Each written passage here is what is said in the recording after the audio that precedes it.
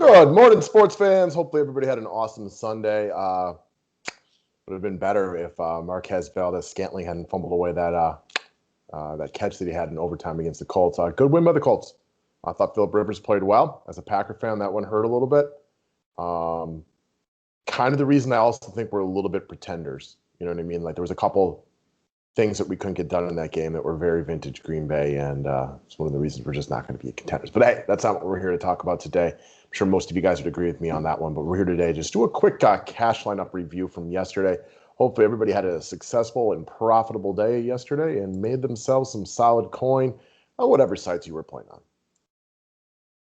If you can, click the thumbs up button, guys. Never hesitate to do that. It is always appreciated.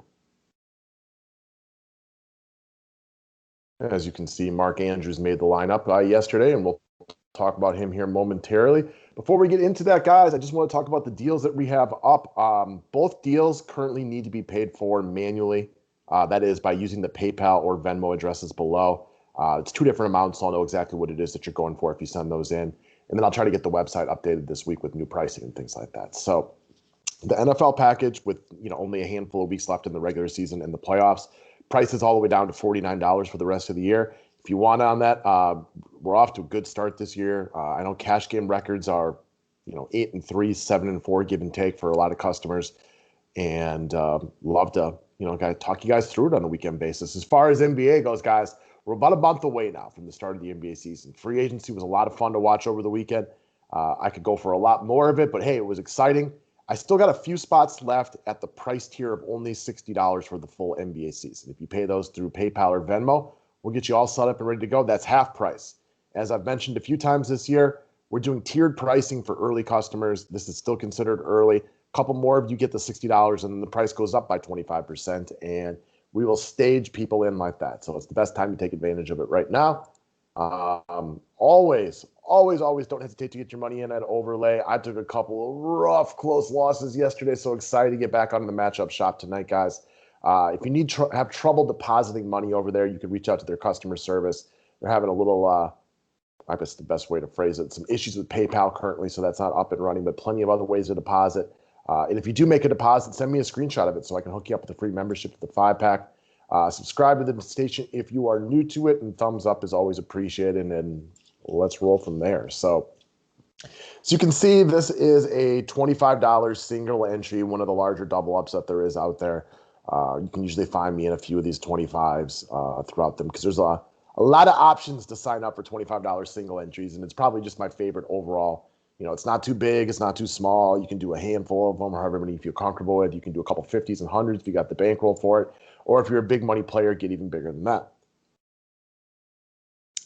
3,448 entries, top 1,500 double their money, finished in 577 yesterday. So it was a relatively, I felt good about the day, most of the day. I thought we were going to be all right. I didn't think the Jacoby Myers bad day would hurt us because he was so highly owned.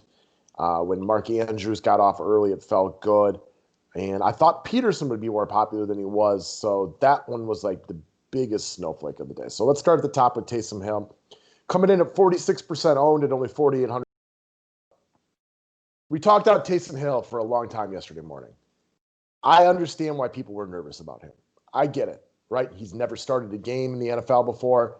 How effective is he going to be throwing the ball? I completely understand why people stayed away from him. He did basically exactly what I expected him to do. I thought he'd run for a few more yards, maybe not quite be so effective passing the ball, but they made it a real issue early in that game to make sure that he got the pass established, and he was pretty effective at it. I thought he looked good. He's definitely going to get the start next week. I have no questions about that one in my mind. So I understand why anybody would be hesitant right here, why they thought going up or down was the better answer to any other quarterback on the list. I'm just a Taysom Hill guy. I'm a Taysom Hill believer. And more importantly, I believe in Sean Payton right here. Sean Payton, this is a big game, especially with my Packers losing yesterday. This is not a time for him to mess around. And I believe that if he thought Taysom Hill gave him the best chance to win, then Taysom Hill gave him the best chance to win. So I went with it. He worked. A lot of you went with him. He was almost 50% owned. I don't think we need to rehash this out. He scored 2 rushing touchdowns, which is kind of what I expected. And I don't know. I thought he looked pretty good doing it. So I'm sure we'll see him out there again next week. And if Breeze retires next year, I'm pretty sure he'll be the quarterback unless he shows us something else in the next few weeks that make us think different-wise. All right, down from there, we got Dalvin Cook, high-priced running back, good matchup against the Cowboys, 79% owned. This was kind of the no-brainer. He just made so much sense. There was pay-down options everywhere like there has been for most of the season. Dalvin Cook is great. I mean, this game could have been so much bigger for him, too. I think they threw a couple of short touchdowns within the 5, if my memory serves me correctly. Both of them going to Thielen, one of them an amazing catch. So, I mean, this could have been even bigger day. But ultimately, he did what we expected him to do. He was fine. He ate up a large amount of your budget, but he got the points that were necessary. You could win with or without him, depending on how your plays went, but he did the job that we expected him to do. All right, next up, we got Caitlyn Bellage, 31% owned, shelled out for 14 points, was not very effective on the ground. The Jets have this thing where, some weeks you watch them and their run defense looks pretty good. Other weeks it does not. Their run defense looked solid yesterday, courtesy of a lot of short receptions, which was kind of the safety valve with Bellage. He came up a little short of where we would like him to be, but ultimately, he was okay. Not a great day, but, Matt always likes to say cog in the machine, and I used to say it all the time, so I'm going to say it this time. He's a cog in the machine type of play. He didn't help you, but he certainly didn't hurt you too badly. After that, so I asked my boy Brad, who we do cash lineup videos with every single week, runs a bunch of the Facebook groups with me and things like that. When we did the cash lineup video for everybody on Saturday, we disagreed on quarterback. I went with Hill. He went with Herbert. I got a slightly better points per dollar. He got the better overall totals. Both guys clearly did a really, really good job. So no matter how you got there, they both worked for you. Then we said Dalvin Cook was the next insert. And then after talking this through, we both fully agreed that Keenan Allen was the third guy that we were putting in our lineups this week. We loved the bounce back week against the Jets. Didn't think they had any way to stop him running all those slot patterns. Even with the fumble, he goes for 38.5 points. And he was awesome. I mean, he was the biggest reason that the day was no sweat. He also got a lot of those points early, which made it feel a lot better about where you felt like you were standing in your cash lineup. So kudos to Keenan Allen. He was hard recommended. So when I did the write-up for people this week, Taysom Hill, Dalvin Cook, Keenan Allen were the three guys that I firmly put in my lineup without any variation. So I'm assuming most customers came out all right last week due to Keenan Allen. So big props to you, Keenan. We appreciate it. I'll get back to Jefferson in a second. Jacoby Myers just wasn't his day. Only 3 catches. Bird had a big day. James White was decent. They ran the ball effectively. They scored 20 points. He's 66% owned, so you didn't lose out too badly by going with a chalky guy like this. The fear was also last time we saw him playing against a bad team like the Jets, he absolutely went off. So I talked about this last week when we went through a lineup that actually lost. And were you wrong? Were you unlucky? Or kind of evaluate the situation. I don't feel wrong about playing Jacoby Myers. And I'm sure a lot of you guys who played him find yourselves in the same boat. I still think it was a good play. He had a lot of upside for that price tag. They did a wonderful job of trying to take him out of that game yesterday. And that's the reason Bird absolutely went bonkers on him. So, again, don't feel too terrible about it. After that, gave out a couple of potential tight end options yesterday. Eric Ebron, who also scored, Mark Andrews, and then Logan Thomas. Logan Thomas was trash. Ebron was pretty good. Andrews was really, really good. And as I was trying to make my tight end decision in the morning, and I was going back and forth between these guys, I had a couple of lineups where I was even looking at a really, really cheap tight end because I wanted to stash some more value into the receiver position or some more premier guys. And then ultimately, the light bulb just clicked on me. And I know Bellman was big on Andrews this week too. And for me, it was, I thought Baltimore would score at ease in this game. Now, they weren't as good as I thought, but when Baltimore touchdowns, usually Mark Andrews finds a way to get one. So he was my call the day yesterday to score a touchdown, which is ultimately why I wanted to get him into my cash lineup. So I made that decision. Peterson was always going to be there. Detroit was terrible.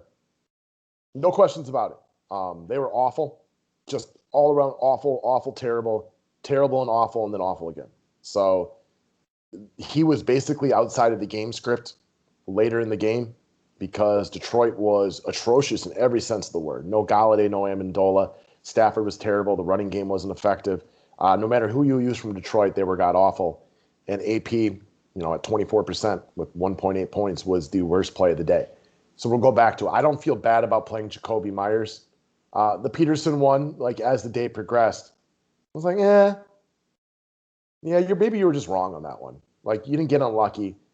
You're not a big Peterson fan anymore, so why are you falling victim to this one, knowing you could, we even talked about it on the show yesterday. Kerryon Johnson's more talented than he is. Now, again, I didn't think Detroit was going to get shut out against a bad football team, but it's Detroit. You can never really count on them to do anything. So that's kind of where I was sitting. And my last couple decisions had to go between defense and wide receiver. And I was back and forth between this. I really, really liked the Steelers' defense yesterday. And I actually think that they were a little bit unlucky to only get, I think they ended up with like 14 points. They had 4 picks, a couple sacks. I mean, guys, when you get 4 interceptions, you got a good opportunity to return 1 out of 4. None of that happened. They didn't bring one to the house. But I really liked the Steelers' defense yesterday. I just couldn't find any pairings in that last wide receiver spot that I liked. So the Dolphins were my secondary team. They're okay. They weren't very good. I know Bellman liked the Broncos yesterday a lot to win this game. He was right about that one. I thought the Dolphins defense would play better. They were very uninspiring.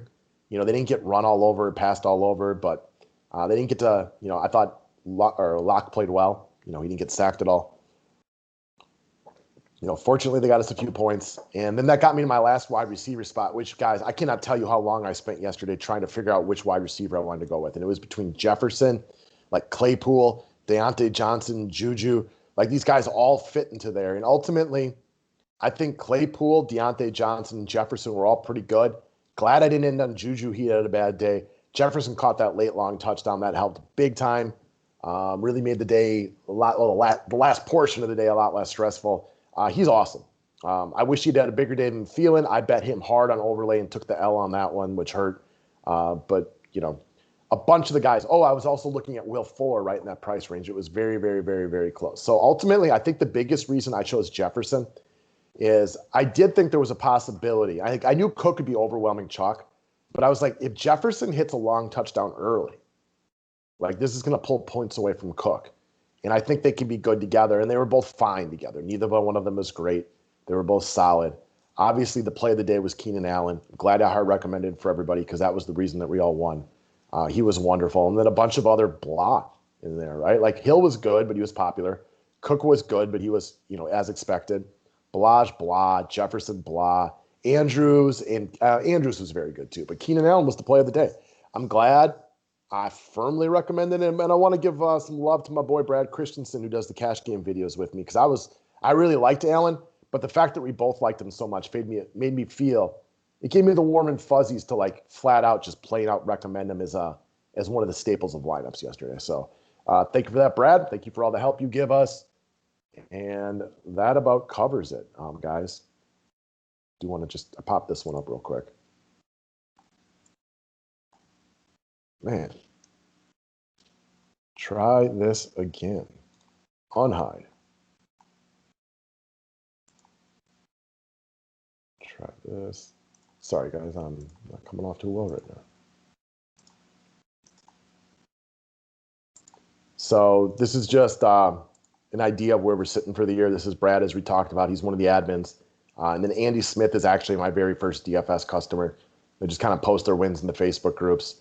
Both 8-3 on cash games this year, which is about generally where I expect most people lie. So solid record. Had a rough year last year. So it's good to get back to the way things used to be, where we win most of the weeks. And if you'd like to come join the team, guys, we would love to have you. Have yourselves a great Monday, and we'll talk to you about Showdown in a little bit.